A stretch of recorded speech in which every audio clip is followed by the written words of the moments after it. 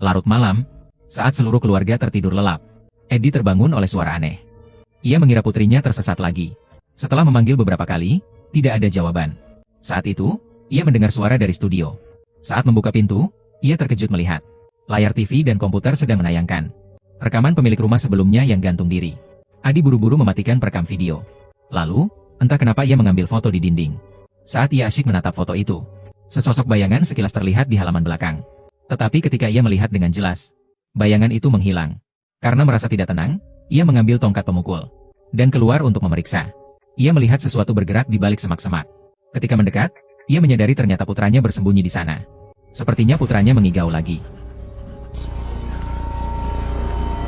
Ya Tuhan, apa dia baik-baik saja? Aku menemukannya di luar. Kita harus mengunci kamarnya. Kondisinya jauh lebih buruk.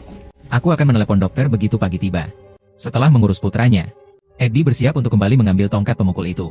Namun, begitu dia keluar, jalannya terhalang oleh seekor anjing hitam. Anjing itu terus menggonggong ke arahnya. Eddie tidak ingin ada masalah. Ia mengatakan ia hanya ingin mengambil kembali tongkat pemukulnya. Tanpa diduga, saat itu juga, tiba-tiba muncul 5 anak kecil di belakang Eddie. Namun, roh-roh itu tidak terlihat oleh mata telanjang. Saat mereka menghilang, anjing itu juga melarikan diri ketakutan. Keesokan harinya, sang istri akhirnya tidak tahan dan memberitahu Eddie bahwa ia ingin meninggalkan tempat ini. Karena novel-novel suaminya sudah sangat memengaruhi kehidupan anak mereka. Dan tempat ini sungguh terlalu aneh. Mereka baru pindah seminggu dan sudah banyak hal terjadi.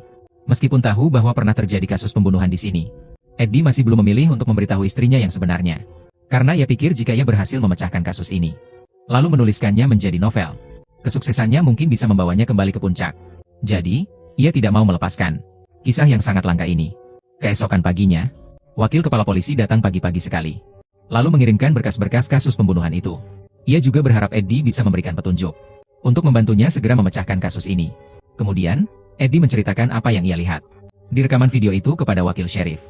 Ternyata kasus yang pertama, yaitu kasus keluarga yang tenggelam, terjadi di tahun 60-an. Namun, yang membuat wakil sheriff merasa janggal adalah, jika menurut teori itu, pelaku sekarang sudah berusia 70-an tahun. Sepertinya kurang masuk akal. Oleh karena itu, Eddie merasa ini pasti bukan kasus pembunuhan berantai biasa, melainkan semacam ritual khusus.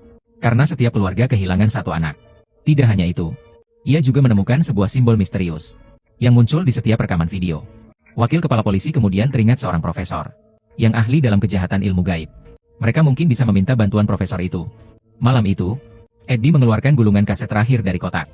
Itu film proyek rumput. Kali ini, satu keluarga dilindas mesin pemotong rumput. Adegan berdarah itu membuat Eddie merinding. Tapi untuk mencari tahu kebenarannya,